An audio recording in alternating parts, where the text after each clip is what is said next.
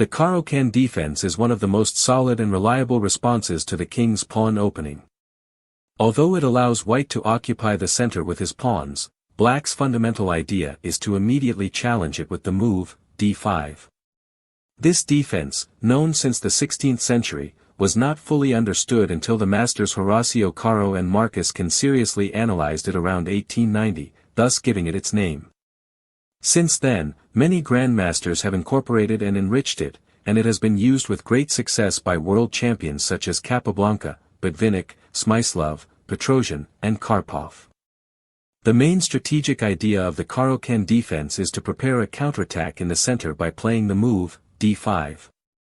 Unlike the French defense, it does not block the action of the queen's bishop, allowing for more fluid development of the black pieces. Black typically develops his pieces without creating weaknesses in his camp or making significant positional concessions, such as leaving his queen's bishop boxed in. While white often enjoys greater freedom of movement, black's pieces are usually very well coordinated, forming a solid position that makes it difficult for the enemy to attack. Black prioritizes completing the development of his pieces as quickly as possible. Meanwhile, white's pawns can advance, conquering more territory. However, white must be cautious not to overextend himself, as excessive advances could create vulnerabilities in the endgame. A common technique for black is exchanging pieces. This not only reduces white's attacking opportunities but also simplifies the position, leading to a favorable endgame. For its part, white should try to capitalize on its increased mobility before black completes its development and frees up its position. The Caro-Kann defense is a very solid and secure defense that offers excellent winning chances. Although white usually has a space advantage and some initiative, black's position remains robust and without weaknesses. This forces white to act relatively quickly if it wishes to gain an advantage in the opening. Otherwise, black will complete its development and obtain a very comfortable position, even with a slight positional advantage in the endgame. If white overextends its attacking attempts and black resists, the game can result in a winning endgame for black. Another great advantage of the Caro-Kann defense is that it is relatively easy to play. It does not require memorizing long theoretical variations, rather, it is more important to understand the positional ideas and typical plans that arise. Mastering a few characteristic pawn structures, which we will explore, is enough to play it with confidence. After the move e4, black can respond with c6, initiating the Caro-Kann defense. Black's main idea is to play d5 on the next move, attacking white's central pawn on e4. White often continues with d4, occupying the center with his pawns. Black responds with d5, placing another pawn in the center and attacking the e4 pawn. At this point, white has several options. Capture on d5 with e takes d5, advance the pawn to prevent the capture with e5, or defend the pawn, for example, with knight c3. The most common line is knight c3.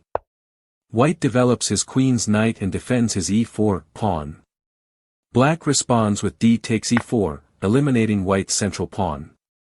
After knight takes e4, black can play bishop f5, developing his queen's bishop and immediately attacking white's knight on e4. White usually follows with knight g3 to defend his knight and attack black's bishop. Black retreats his bishop with bishop to g6. Now, white can play h4, beginning a kingside pawn expansion to gain space. His idea is to advance with h5 to attack black's bishop. Black can reply with h6, opening the h7 retreat square for his bishop. White can follow with knight f3, developing his king's knight. White now threatens to jump with his knight to e5. Therefore, it is crucial for black to play knight d7, developing his queen's knight and controlling the e5 square to prevent white's knight from jumping there. It's important to note that after knight f3, it would be a mistake to continue with knight f6, developing the king's knight. Because white could play knight e5, centralizing his knight and threatening to capture the black bishop. After bishop h7, white can follow with bishop c4, threatening to capture the f7 pawn. Black could respond with e6 to block the action of the white bishop and defend the f7 pawn. However, white can play queen d2, mobilizing his queen and targeting the black king, which creates difficulties. For example, if black continues with knight d7 to try to eliminate the white knight, white could play knight takes f7, decisively winning material. After king takes f7, white would follow with queen takes e6 check, and after king g6, then h5 is checkmate. Returning to the main line, after knight f3, black must continue with knight d7, developing his queen's knight and taking control of the e5 square. White can continue, for example, with h5, gaining space on the king side and attacking black's bishop. After bishop h7, white can play bishop d3, developing his king's bishop and opposing the opposing bishop's action with the idea of exchanging light-squared bishops. After bishop takes on d3, the white queen takes on d3, black can reply with e6, increasing control of the d5 square and allowing the king's bishop to develop. Black can complete his development with moves like knight f6, bishop e7, and short castling. They can then attack on the queen side, making the typical break with c5 to finally free their position, or they can also attack with the move b5 to secure the d5 square for their knights. The queen can develop via c7, b6, or a5 to assist in the queenside attack. Black usually wins a very good game. Exchange variation. Another option for white after the move d5 in the Caro-Kann defense is to exchange pawns by capturing on d5.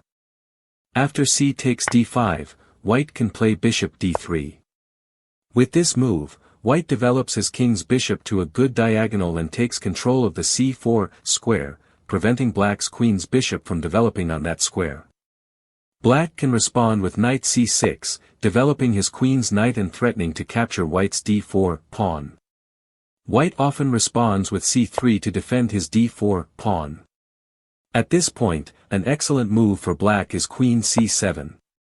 With this move, black takes control of the f4 square, thus preventing white's queen's bishop from developing on that square. Black can then continue developing his pieces with moves like knight f6, bishop g4, e6, then he can develop his king's bishop to the e7 square or the d6 square. Overall, black will obtain a very solid and promising position. Two knights variation. Another possibility for white after the move c6 in the Caro-Kann defense is to opt for knight c3, developing his queen's knight to its natural square. This is a flexible move that can be transposed into other variations. Black can respond with d5, placing a pawn in the center and attacking the e4 pawn. If white now plays d4, the game would transpose into the variations we studied previously. However, white can continue with knight f3, thus entering the two knights variation. In this variation, instead of capturing the e4 pawn, black can make a more active move bishop g4. With this move, black develops his bishop and pins white's knight on f3. After, for example, h3 to expel the black bishop, black continues with bishop takes on f3, giving up his bishop for the knight. After queen takes f3, black can play e6, strengthening the defense of the d5 pawn and placing his pawns on white squares so as not to obstruct his own bishop's moves. From this position, black can continue with moves like knight f6 to develop his knight to its natural square and increase the pressure on the e4 pawn. He can develop his king's bishop to the e7, c5, or even b4 square. Additionally, he can develop his queen's knight to d7 and move his queen to c7 or b6 to attack the queenside. Black even has the option of castled on either flank, creating a very promising position. And with that, we've reached the end of our overview of the Caro-Kann defense. We hope this video has given you a clear insight into why it's such a popular and effective choice for black. Remember, the Caro-Kann doesn't just offer you a solid and secure position, but also excellent opportunities to counterattack and play for a win. It's a defense that rewards positional understanding more than rote memorization. So, go ahead and add it to your repertoire, and discover all its possibilities on the board.